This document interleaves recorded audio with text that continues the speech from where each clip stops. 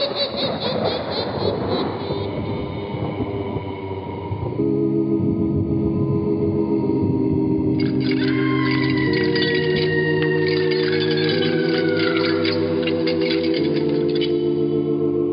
Mysterious Old Radio Listening Society podcast.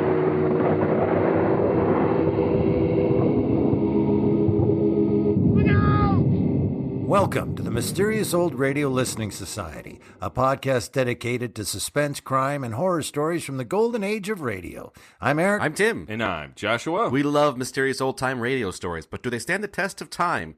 That's what we're here to find out. This week we're listening to an episode I chose, The Burning Court from Suspense. One of radio's most prestigious and longest-running shows, Suspense premiered on CBS in 1942 and continued to thrill audiences until its final broadcast in 1962. Known for its big-name stars, high production values, and sophisticated scripts, Suspense raised the bar for dramatic radio. The script is an adaptation of John Dickson Carr's 1937 novel of the same name. Between 1942 and 1943, John Dickson Carr had over 20 of his scripts produced by Suspense, despite living in England at the time. In September of 1943, Carr began his own series, Appointment with Fear, on BBC Home Service. It not only copied the format of Suspense exactly, it also reused several of Carr's scripts. Suspense presented two versions of The Burning Court, one in 1942 and a slightly altered version in 1945. This week we're listening to the earlier version. This is The Burning Court from Suspense, first broadcast June 16th, 1942. It's late at night, and a chill has set in. You're alone, and the only light you see is coming from an antique radio. Listen to the sounds coming from the speaker, listen to the music, and listen to the voices. The Columbia Network takes pleasure in bringing you Suspense.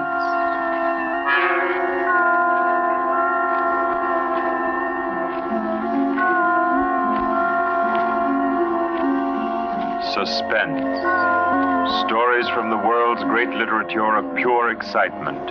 A new series frankly dedicated to your horrification and entertainment. Week by week, from the pick of new material, from the pages of best-selling novels, from the theater of Broadway and London, and the sound stages of Hollywood, will parade the most remarkable figures ever known.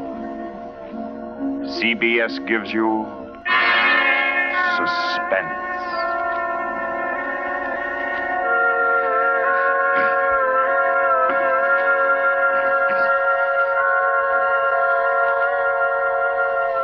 Tonight's presentation is one of the finest of the contemporary stories of mystery and terror. John Dickson Carr's famous novel, The Burning Court.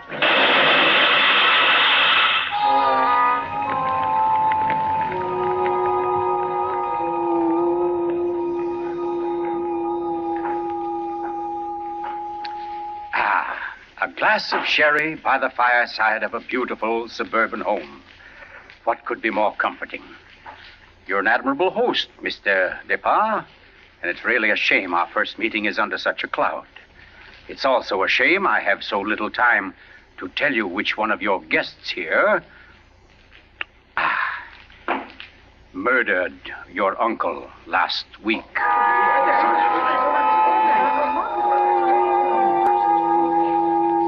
Now, let's see now. I believe we're all here. Your wife, your friend, Mr. Stevens, Captain Brennan. Yes, and incidentally yourself. Just who did you say you were? Well, no wonder you've had so much difficulty with the case, Captain. My name is Cross, Godin Cross, the writer. As a matter of fact, it's because of my just completed book, Poisoning Throughout the Ages, that I happen to be here now. And Ted Stevens there happens to be a member of the firm which publishes my work. I'd never seen him until tonight, but I've been told what happened. This afternoon, he began reading my manuscript for the first time on the train. The commuter's train, which every afternoon deposits him safely and soundly here in Crispin. I imagine he was halfway home by the time he finished the first chapter. Then he turned a page. Attached to the following leaf was a picture. And looking at it, the young man stiffened suddenly and all but cried out his shock. It was a picture of a young woman, and under it had been printed, "Famous poisoner Marie Dobré, 1676. Ted Stevens was looking at a picture of his own wife.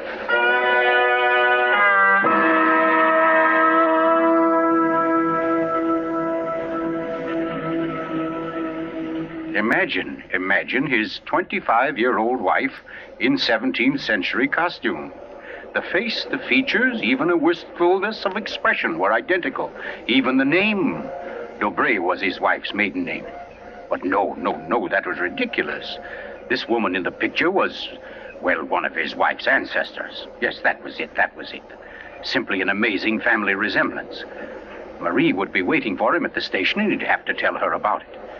He wondered why, however, she'd never told him about. Oh, well, but you don't discuss such an ancestor, do you? Ted Stevens glanced down at the chapter to which the picture had been attached. It was entitled, "The Affair of the Non-Dead Woman."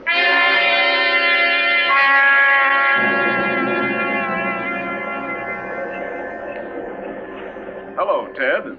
Stevens was almost jolted from his seat.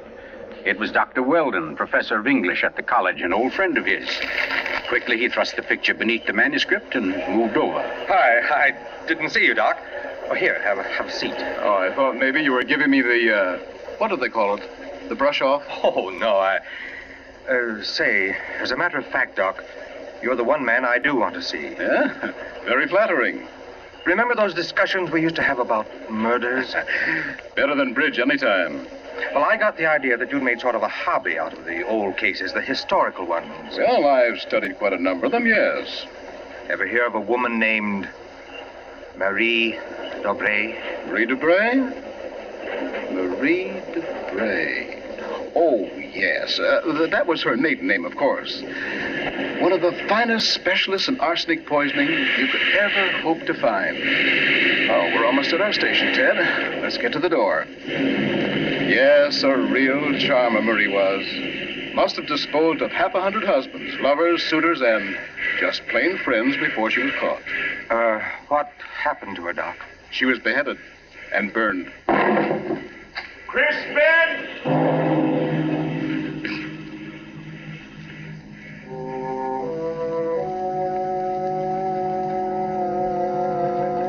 Oh, absurd, laughable. Ted Stevens kept saying this to himself, and yet what he knew was a foolish dread followed him straight through the small suburban station and clung to him as he reached the street. And there in the roadster was Marie, leaning toward him a little to hold the door open and smiling at him. Oh, Ted, what on earth are you staring at? That street light shining on your hair, I like that. Oh, you're tight. Come on, get in the car.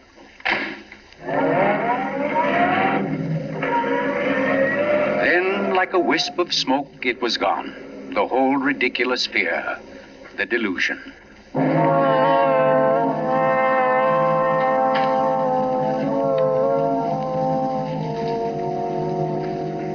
When at home, Marie brought the cocktails into the living room.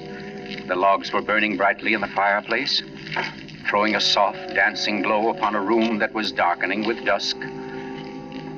To you, Marie. And to you, dear.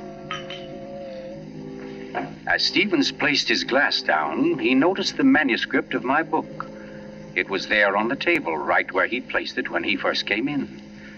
Deliberately, he turned from it, and then turned back. The manuscript had been moved. Only an inch or so, but it had been moved. Keeping his back to his wife, he thumbed through that early chapter and discovered, just as he knew he would, that the photograph was gone. For a long moment, he thought of what to do. Then slowly, he turned around. This book by Cross I brought home. Yes? There was a story of a poisoner in it. Rather funny. Her name happens to be the same as yours. Oh, your maiden name, that is. Oh, that is odd, isn't it?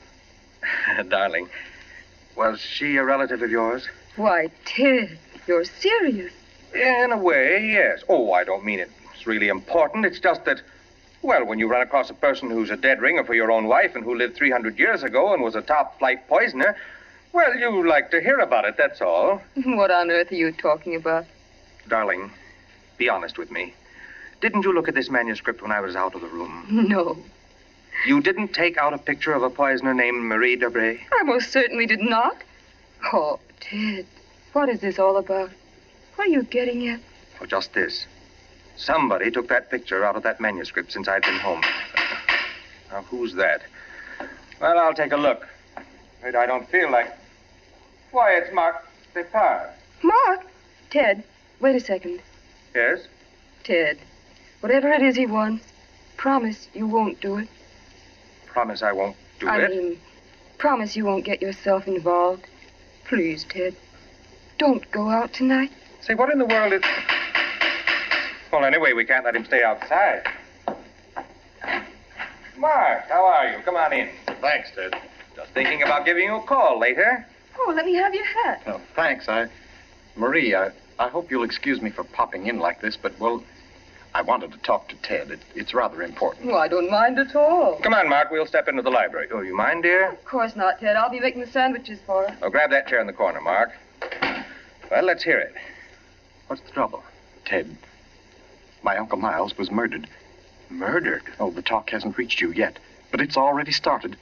Nothing definite, of course, just that there was something wrong about Uncle Miles' death. But I don't... Mark, are you sure of this? You know he was murdered? I don't know. Of course I don't. I just don't see how it could be any other way. Uncle Miles, you know, had been sick for quite a while, but last Saturday he seemed so much better that Miss Corbett, that was his nurse, decided to take the day off. And, oh, you know all this. You and Marie were over that afternoon. Anyway, Lucy and I went to the club that night, to that masquerade party, and we left the old boy completely alone. I've cursed myself 1,000 times since. But what about your housekeeper, Mrs., what's her name? Henderson. Wasn't she around? Oh, sure. In that little house out in back. We told her to look in now and then, but, well, that wasn't good enough. It was after midnight when Lucy and I got back. Uncle Miles was dying. Ted, it looked exactly like one of his regular attacks, but then later, after he was gone, I happened to glance under the chest of drawers in his room. There was a small silver cup under there, almost drained, and Uncle Miles' cat. The cat was still warm, but quite dead. Oh. I managed to get the cat out of the house and buried without anyone seeing me.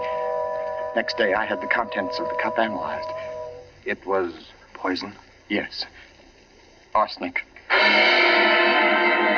Well, what do you want me to do? Help me open the crypt. What? I want to have a private autopsy performed. Help me get Uncle Miles' body out of that vault. Oh, I know it's a tough job. The thing is sealed solid, but we can do it. You mean without the police knowing about it? Without anybody knowing about it. Mrs. Henderson's visiting her sister, and I managed to send Lucy over to the club. You must be crazy. You're playing with dynamite, Mark. This is something you've got to tell the police now. I can't take that chance. But they'll have to know sometime. You're only I've delaying... got to know first, I tell you. You don't understand, Ted. There was somebody in Uncle Miles' room that night, handing him something in a silver cup. Mrs. Henderson was on the porch by the window. She saw her. She saw her? Ted, she thinks it was my wife. Oh, Lucy. It doesn't mean anything to Mrs. Henderson yet, because she doesn't suspect anything, but, well, Ted, you've got to see why I've got to be sure, why I've got to know how Uncle Miles died.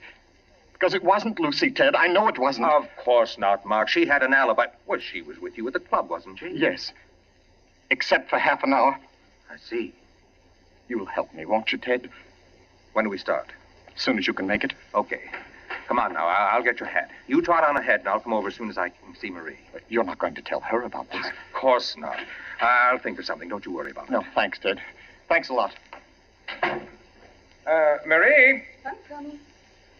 Darling, Mark asked me to, I know, Ted. Here, you better take these sandwiches with you.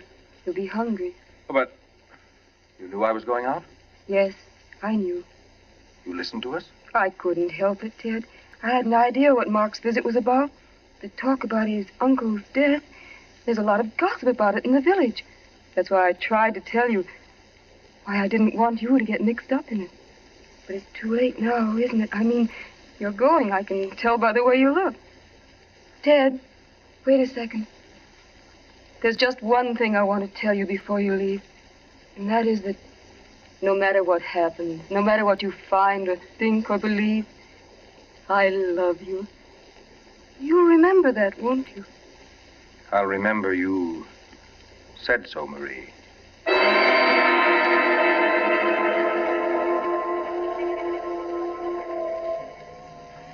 By the light of a dim kerosene lantern, Mark and Chet Stevens pounded their way through the thick shelf of rock that covered the Depar's ancestral tomb, pried open the great slab of stone which lay across the subterranean door, and then at last descended to the dank, ink-black chamber.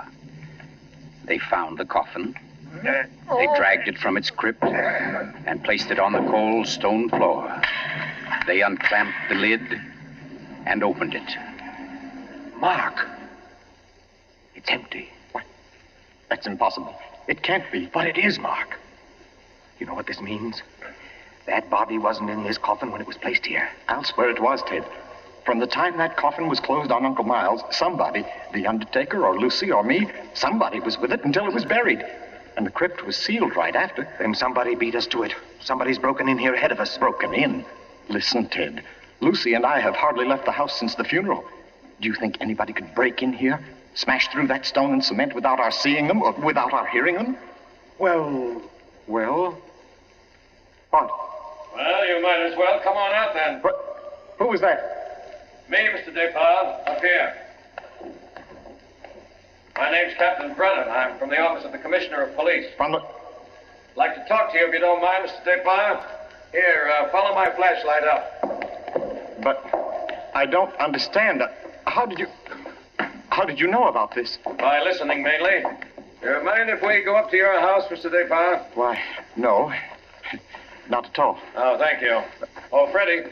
Look here, Captain, Freddie, this is Mr. Depar, Lieutenant Gray. Glad to know you, Mr. Depar. And Mr. Ted Stevens, isn't it? Well, how did you know my name? Very simple. I got the names of everybody who was here at the Depars the day the old man died. You and your wife were included. Oh, here we are. But I don't... Captain, who gave you those names? Why, your housekeeper, of course. Mrs. Henderson? You didn't think Mrs. Henderson saw the dead cat, did you, Mr. Depar? But she did. She also saw you bury it. And we've been interested in the case ever since. Well, nice place you have here, Mr. Depar. Now, let's see. According to Mrs. Henderson, your wife was wearing some kind of a masquerade costume that night. What kind of a thing was it? Well, it was a... Oh, there, you can see it. It was copied from the dress in that old painting over there. Oh, yes. Funny, where's the woman's face? It's always been that way, long as I can remember. Somebody must have thrown acid on it or something. Can't blame them much. She was a poisoner. A poisoner? Yes. The story goes that one of my ancestors was responsible for her execution. Marie Dobray, her name was. Oh, yes, I've read about her. Learned all the poison tricks from one of her lovers, guy by the name of Godin Secroix. Oh, yes, Mr. Stevens. We cops read now and then. Did you say Godin Secroix? That's French. We call it cross. Absolutely no limit to a cop's education, is there? But to get back to your wife, Mr. Depar, she was dressed like the famous Marie. Now, when Mrs. Henderson looked through that window... Just a minute, Captain. Mrs. Henderson can't prove she saw a thing, and you know it. What do you mean? I mean you haven't any right to insinuate that my wife was in that room. Well, who's insinuating? I'm trying to say that Mrs. Henderson, after thinking it over, realized she was tricked by the costume. The woman she saw in the funny clothes, handing the cup of poison to your uncle, wasn't your wife at all. What? Because your wife is an unusually tall young woman. And the one Mrs. Henderson saw was fully half a head shorter. More on the order, let's say, of Mr. Stevens' wife. My wife? Captain, this is absolutely ridiculous. Well, I don't know. Why, what's the matter, Mr. Stevens? You're trembling like a leaf. Tell me now, just for fun, where was Mrs. Stevens that night? She was home. With me. The whole evening? Certainly. She retired early? Yes, we both did. You, I suppose, were sound asleep by midnight. Yes, I was. Then how do you know where your wife was? Well, Look here, Stevens. She had to have a costume that would match Mrs. Despas. How did she manage that? Where did she get it? Well, she never had one. She never had a dress like that. And what about her motive? Why did she poison him? I don't know. Not for money, certainly. Then what was it? Hate? Did she hate Miles Despas? Yes, she did. No. Oh, I don't know. I don't know, I tell you. Brown, Yes, Freddie. I phoned and got hold of Mrs. Despas and the nurse, all right. That Mrs. Stevens, I couldn't reach her. Her phone won't answer. Okay, have her picked up. I'm going home. Stevens, come back here. I'm going to get my wife. Want me to stop him, Brown? No, go.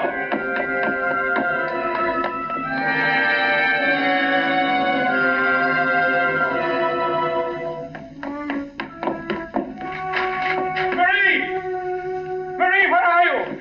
It's Ted. Marie, what have you done? Maria. Oh, Good evening. who are you? My name is Cross. Go down Cross. Cross. Where's my wife? What have you done to her? You fiend, what have you done to my wife? Why, nothing at all, young man. Here, sit down. You're lying. Something's happened to her. The police just phoned. There wasn't an answer. Why are you here? Why am I here? Well, because your wife, reading my chapter on the Dubrays, realized I knew more about the family than even she did. Because she found my phone number on the front cover of the manuscript. And because I know an exceptional case when I hear one. Does that answer your question? No, and you know it doesn't. Can't you see I've got to know whether... Yeah, I see. Whether your wife is that Marie Dobray, who was burnt by order of the High Tribunal for all poison cases, the burning court of France, witchcraft, black magic, the world across the threshold. You're quite sure, no doubt, also, that I'm Gaudin St. Croix, who first wooed her. No, my boy. No, my real name happens to be, of all things, Tom Simpson. Most unsuitable for a distinguished writing career. And Marie Dobray is no more your wife's real name than mine is Gaudin Cross. What? Your esteemed wife was an adopted child, Mr. Stevens, adopted by people in Canada named Dobray, remote members of the real family of poisoners. I can't believe it. Why didn't she tell me? Why? Because until I told her half an hour ago, she didn't know it herself. You see, in the course of my research on the family, I found out about it. And in the course of talking with your wife, I found out something else. How for years she was haunted by the fear that she might be a poisoner by inheritance, by blood. And you can see, can't you, why she never talked about it, her past to you? Yes. And yet, Mr. Stevens, you had all but made her forget that past. You.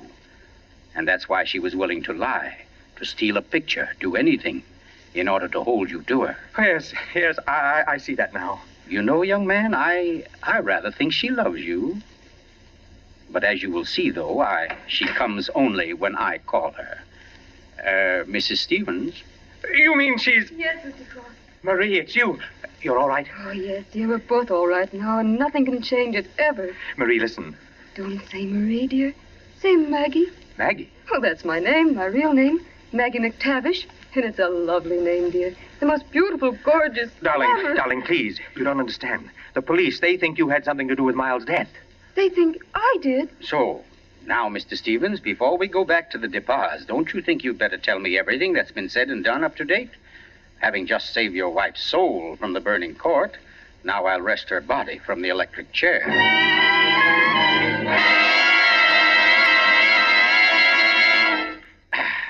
Yes, Mr. Despas, truly excellent sherry. Don't you think so, Miss Corbett? Yes, it's very nice. Well, that, ladies and gentlemen, is how I happen to be here. So let us consider first that supernatural hocus-pocus in the crypt. That body that walked out of the sealed tomb. That body that never was in the tomb. Never was in the tomb? No, Mr. Despas. The murderer knew that very soon Mrs. Henderson's story would bring about an investigation. He had to get rid of the well-known corpus delicti. Yes, but who could have kept the body out of the tomb? Who, Mr. Despas? Why, you, sir. What? I don't understand. Well, it's very simple. You had the opportunity. I believe you said yourself you were alone with the body before the burial. And you had the strength, I dare say you carried it down to the furnace, where it's now probably nothing but ashes. Ridiculous.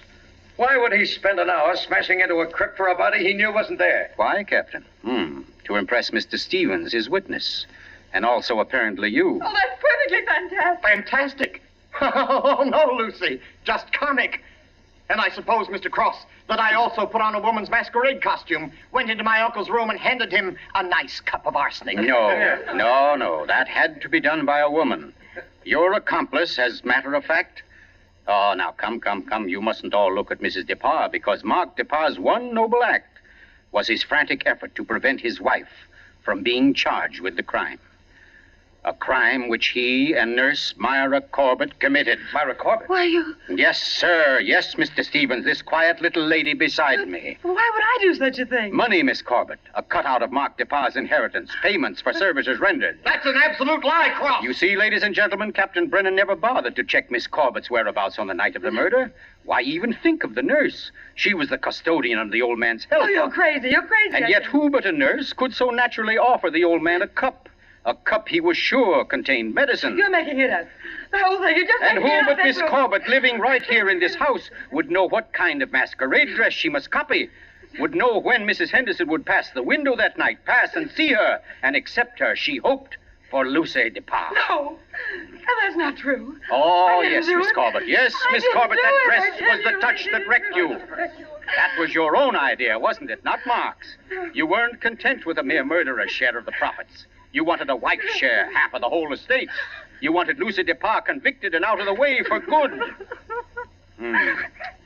Well, I give you a toast, Miss Corbett, with Mr. DeParr's excellent sherry, to a particularly ruthless poisoner. And yet, you know, on the whole, I'm rather partial to female poisoners. Why, only tonight I... Get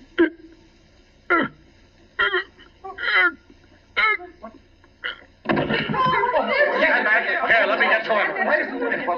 Mr. Cook, what's the matter, Brennan? This man's dead. Dead? And from cyanide, if I know anything. Cyanide from that glass of sherry. Cyanide that a nurse could get quite easily. That glass was right beside you, Miss Corbett, and nobody else was near it. Too bad he didn't drink it as soon as you hoped. A second ago, we had nobody to use against you. But we have now, Miss Corbett. We have now. And I arrest you for the murder of Gordon Cross.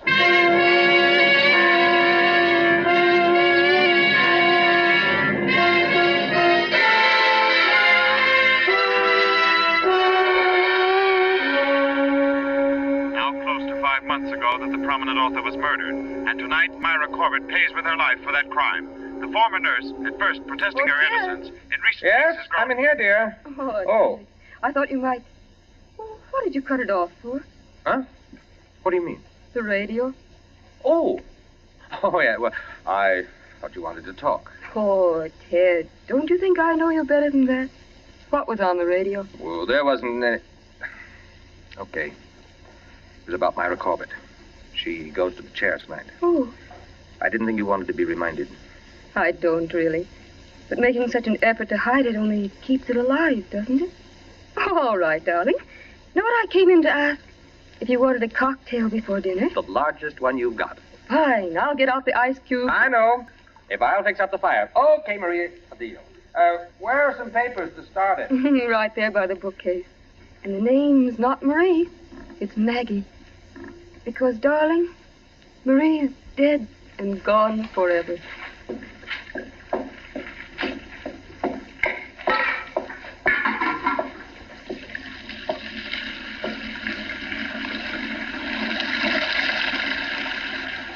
Oh, no, Marie. We're never dead. Neither of us. It was your hand that touched that glass.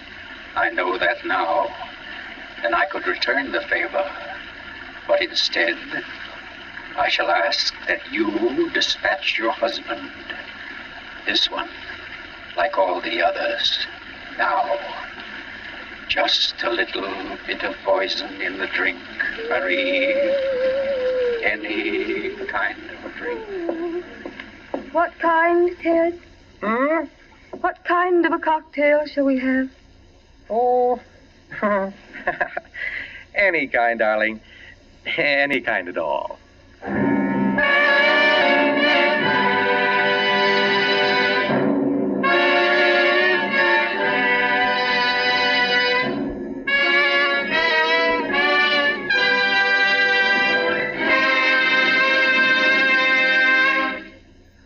You've just heard The Burning Court from John Dickson Carr's famous novel, the first in Columbia's new series of outstanding classics and chills by world-famous authors. Tonight's play, ladies and gentlemen, has one rather special significance we think you'd like to know about. As you perhaps have heard, every fine comedian is said to cherish a secret desire to do an abrupt about-face. He pines for the part of a blackguard.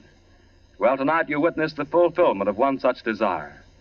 The role of that literary and quite infamous diehard, Gordon Cross, was portrayed by none other than Hollywood's expert provoker of laughs, Charlie Ruggles, here in New York for the world premiere of his latest screen success, Friendly Enemies.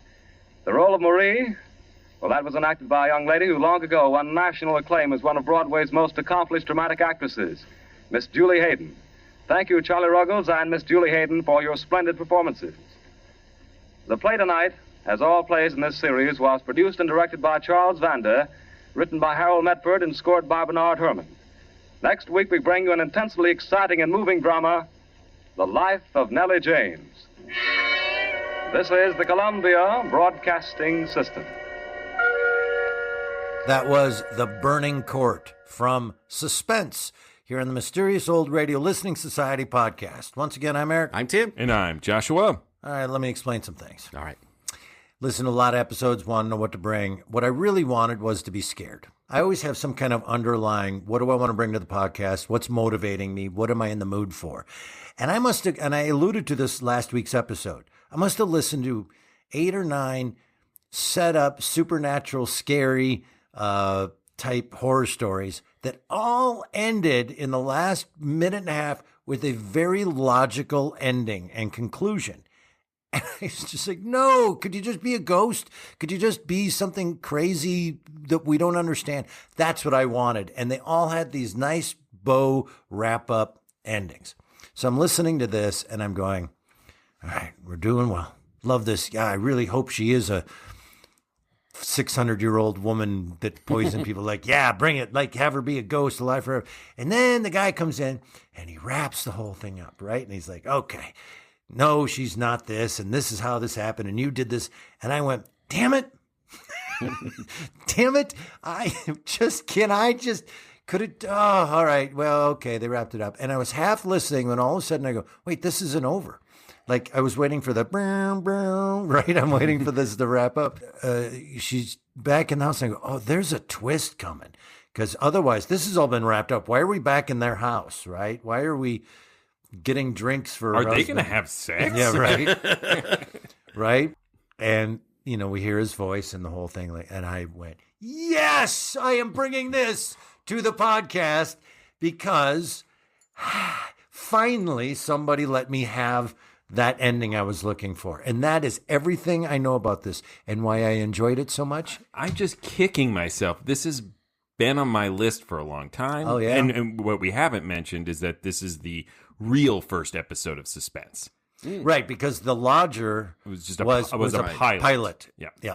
And it never occurred to me until you just said it that this is what Eric dreams every episode is going to be, whether there's any evidence to support that dream. Right. And for some reason that didn't click with me. Like, I should have brought this long ago, but I'm glad you discovered it. And the emotional roller coaster of it, you know, me being so mad, like, again, some guy walks in and just Columbos this thing into a night, you know, here's what really happened, and this isn't actually a mystery at all.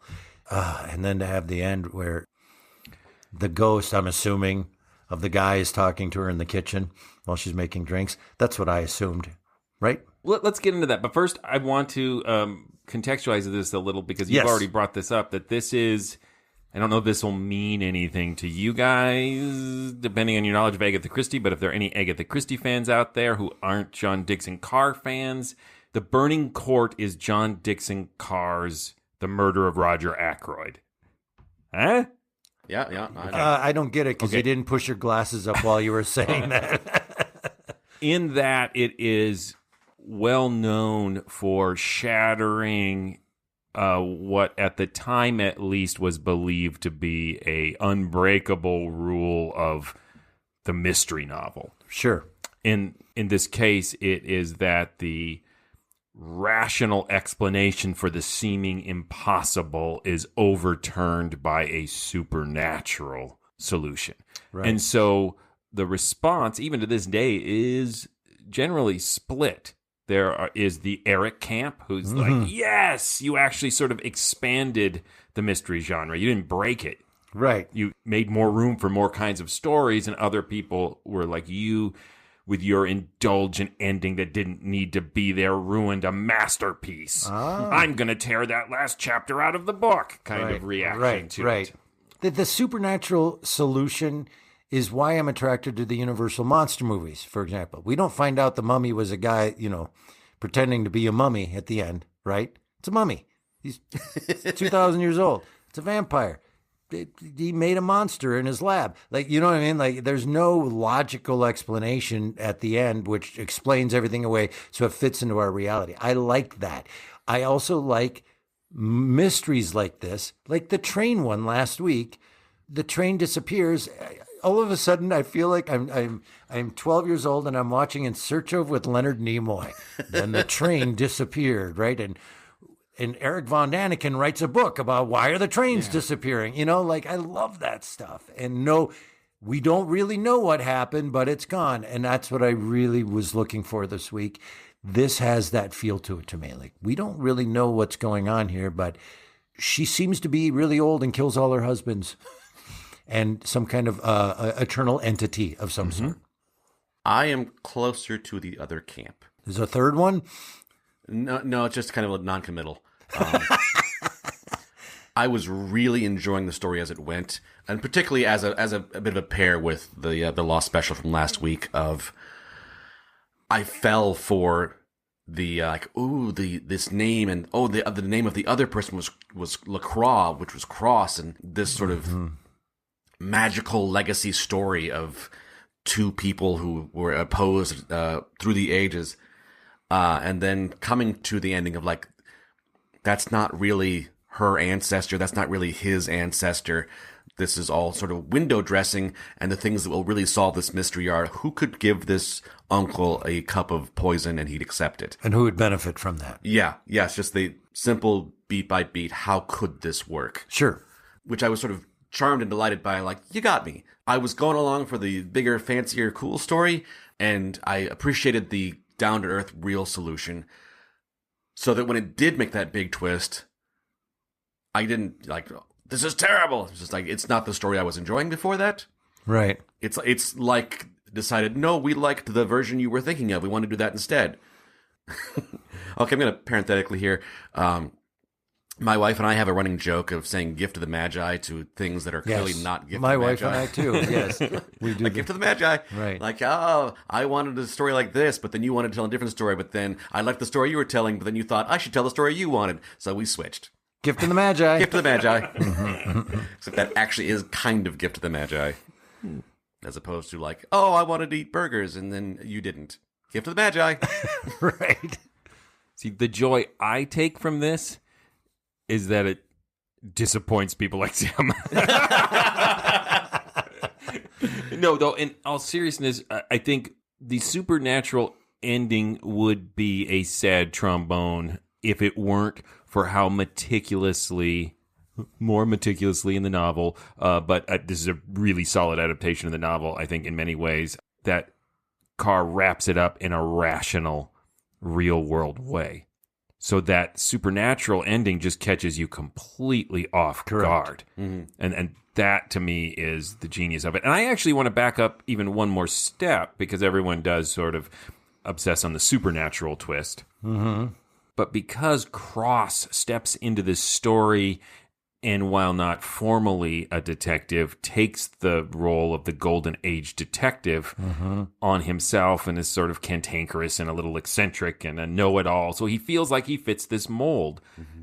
the fact that he reveals who did it and then is immediately killed, that alone is a great twist. Yes. The first time I heard it, I went, what? It's like if you're reading an Agatha Christie and the murderer is revealed and he just snaps Miss Marple's neck on the spot.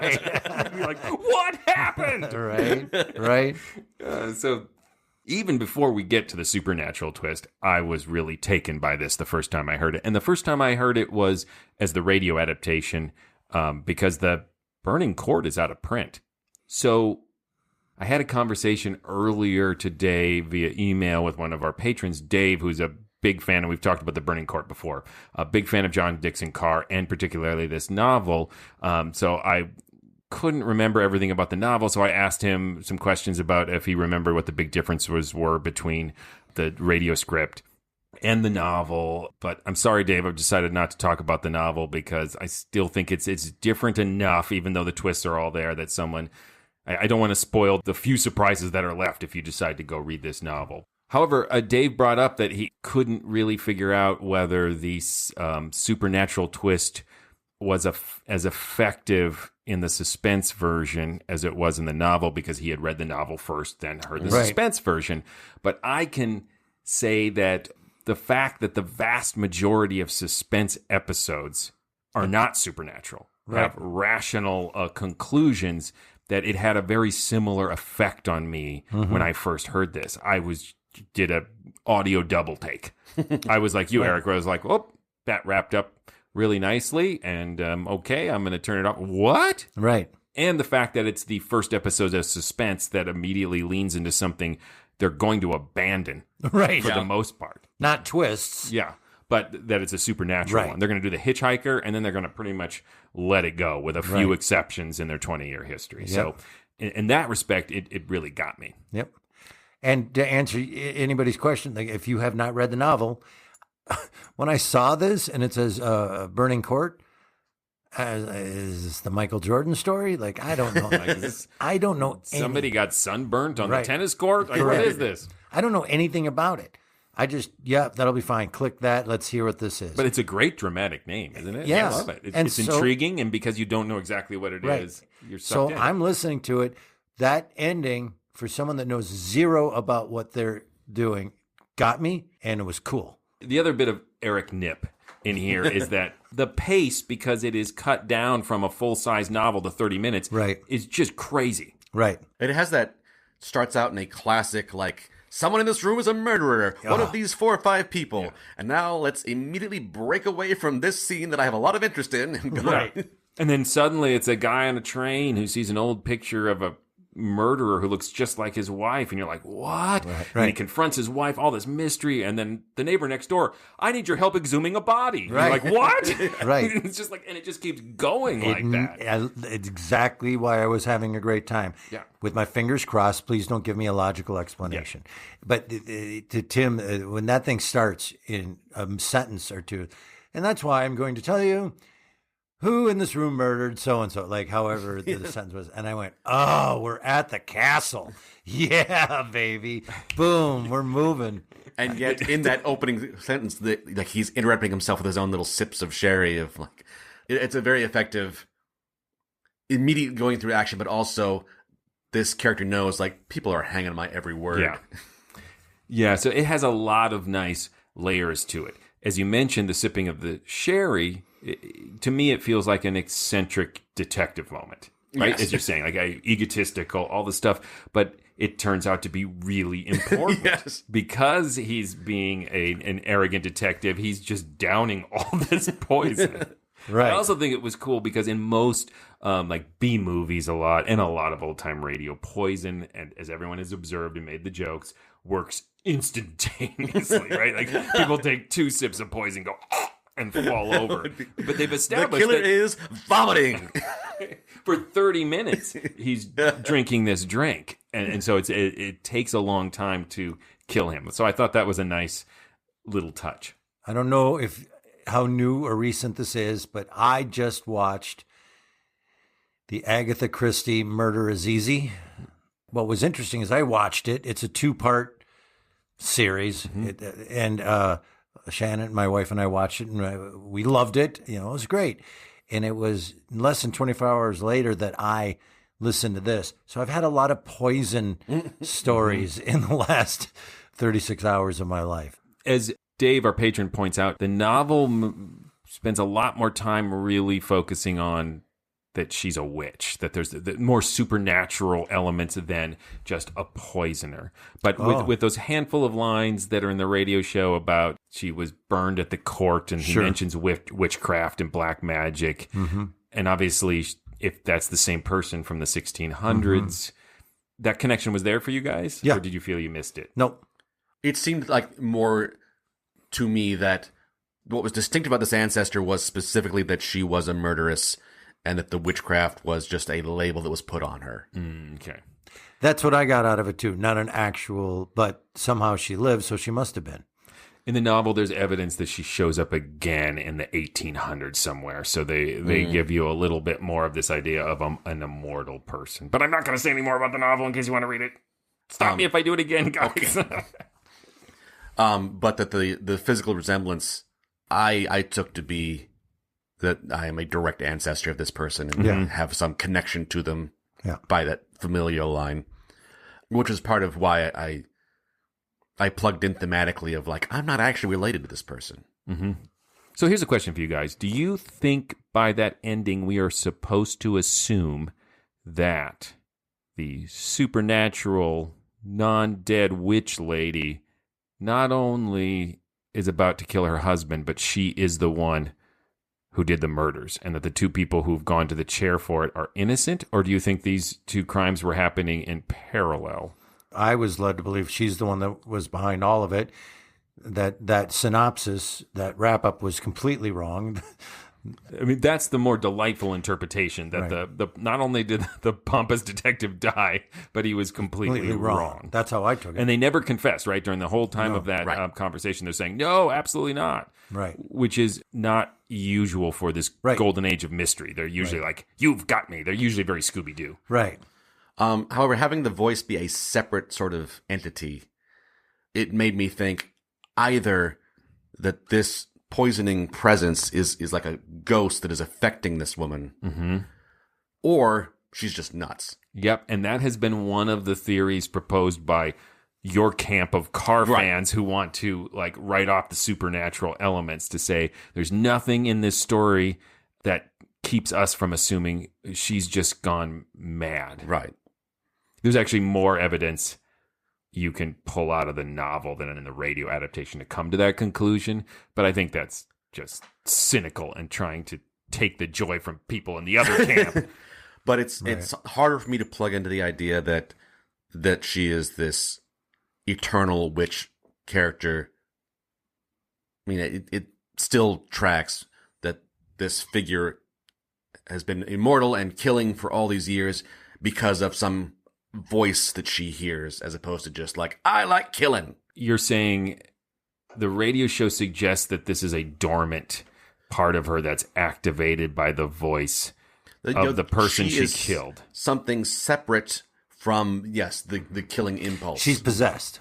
But the voice suggests and seems to speak with authority, since the voice is dead, has knowledge that we as living people don't, that it was Maggie, who poisoned Cross.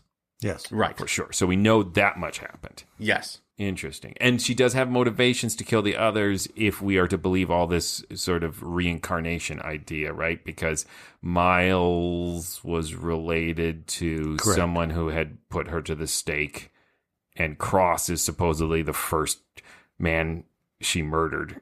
Yep. Mm-hmm. There's just a lot in here. Yeah. And we've praised it up and down, but I will say some of the editing is a little confusing, because you do have the weird murder mystery in which you don't hear a word spoken from the suspect until they're accused. Yeah. Right? Because we hear the name of the nurse. They mention her twice, but she doesn't speak until someone points a finger at her. Right. And the first time I heard it, I had to back up a couple times. And Lucy, the wife of the nephew, has one line in the entire thing. Oh, that's right. Yeah. But otherwise, it's a pretty amazing job to just pack an entire novel into 30 minutes. Be the first episode of Suspense is like, this is a big swing and very successful. And compared to how bad that pilot was. Yeah. They were like, oh, wait, The Lodger had no ending, so we're going to put 2 endings on this one to make up for it. So at the ending of The Lodger is this lady's been poisoning everyone? Yes. Ready to vote? Sure. Joshua, your turn. What? Yeah, you're first. Oh, yeah. Do it. Obviously, this is of historical interest and of significance because it is the first real episode of Suspense. I don't count The Lodger. That's not part of my Suspense headcanon.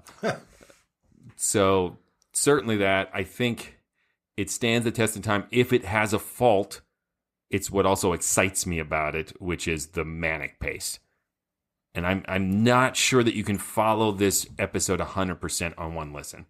Yeah, it took me a couple tries. You might like it. The first time I heard it, I loved it, but I immediately went back because I had to figure out exactly who was who, especially in that final, I'm going to reveal the murder scene when people showed up out of the blue. So that's definitely a fault, but it's hard because I think it's a classic novel, so I want to call it classic. I don't know that it deserves classic radio status, but it's really good. And like Tim just said, that this is Suspense's first episode. It shows how ambitious the producers were. It's like, we're going to just blow this sucker out. The intro is really overblown too, about you are going to this amazing evening of horrification. Right. And like, does that mean what I think it means? I've been horrificated. Every night we will go out whoring, and then we will produce an episode. I like the ending too, when they reveal who was playing the roles. Hey, by the way, here's your surprise. We didn't tell you, but that was, Ruggles and whoever the woman was. I can't remember the name. But that was a really interesting thing where they just let you listen and then went, did you recognize Even those the voices? Credits are going to leave you in suspense. Right. He did say that, Ruggles pines for the role of a blackguard. Blackguard, yes. Yeah. And I was like, what? I keep hearing that word. What is it? So I had to look it up. Keep hearing that? Are you in a lot of pirate ships? No. No, it pops up in old time radio now and then. But I realized I keep assuming I know what that word means, and I don't. Let me guess. It's super racist. Because it's not. It's surprisingly not racist. A scoundrel or untrustworthy person. But so I was like, etymology is like a servant. Right. Okay. But I found it also interesting. The dream of every comedian is to play. That's what he says at the end. Is to play, this a scoundrel, a blackguard. That's going to become one of the trademarks of Suspense, is casting comedians in suspense roles. I think this was very, very good. It stands the test of time. I am not comparing it to other Suspense, and I'm not going to compare it to the novel. This is someone who went in absolutely ice cold with no knowledge, and I thought it was well done, well produced, well acted, well written, pace, everything. I enjoyed that a lot. Will not give it a classic. I won't, but I will give it a really, really good. Really close. I can't believe you guys are going to do this to me, but this is a classic. Oh, nice. It's not perfect, but not only for the way that it's historical importance, but that pace, that all the things I loved about it, all the things about it that were a surprise that I didn't maybe necessarily love, but admired and appreciated. That's the thing is it definitely has the flaws that you mentioned of the editing and the clarity, but those don't detract from the things that make it a classic to me. There's not a lot of other radio episodes out there like this. Right. The other thing I forgot to mention, that it has great dialogue. John Dickson Carr writes really good dialogue. Yes, some of it is a little stilted because he's cutting it down so people are just occasionally just telling you information you need to know. But he's always got colorful dialogue, I should say. Like the cop who keeps being proud of how intelligent he is fantastic. Pretty educated for a cop. He seems to be angry at detective tropes. Not anyone who he's actually speaking to. Right. He's like, I'm a smart cop. Have you heard the 1945 version? No, I haven't. I wonder if it exists. I assumed it was. I put it in the intro that it was slightly altered because I was warned to listen to the right one. Oh, so it does. Yes, and I have heard that they make changes. So last week we had the escape episode of the Lost Special, which There is a Suspense version of it. With Orson Welles. And this week we have another version of this. I think that this summer we should hit both of these other versions of Burning Court and Lost Special. I'm just going to throw that out there. All right. Cool. Also, a lot less work for us to do in the next few weeks. All right, Tim, tell them stuff. Hey, if you have a chance, go visit ghoulishdelights.com. That is the home of this podcast. Of course, you can get the podcast wherever you get the podcast. We're all over the place. But at ghoulishdelights.com, you can leave comments. You can vote in polls. Let us know what you think about these, because your opinion is half the fun. You can also link to our social media pages. You can link to our store and buy some merchandise.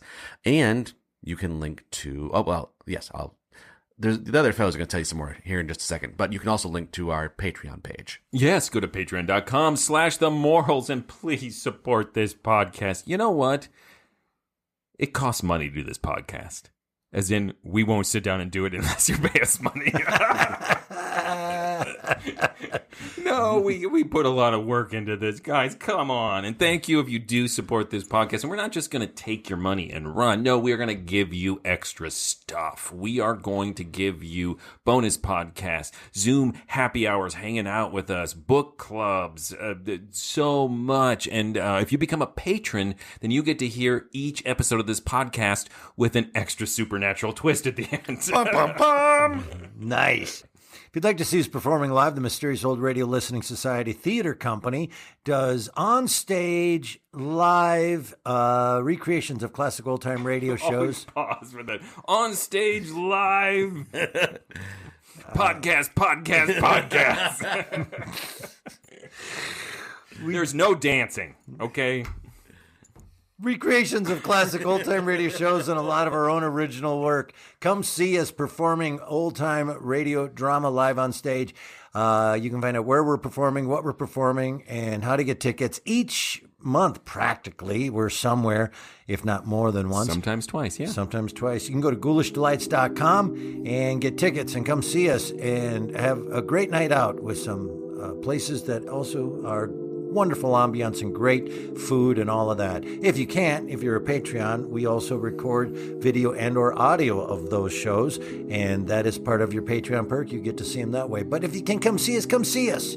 That would be awesome. Support us that way too. What's coming up next? Next is my pick, and we will be returning to The Hermit's Cave for an episode entitled The Search for Life. Until then... Look out! Oh, no, Marie. We're never dead. Neither of us. It was your hand that touched that glass. I know that now. And I could return the favor. But instead, I shall ask that you dispatch your husband. Just a little bit of poison in the drink, Marie. Any kind of drink. This series presents information based in part on theory and conjecture. The producer's purpose is to suggest some possible explanation, but not necessarily the only one, to the mysteries we will examine.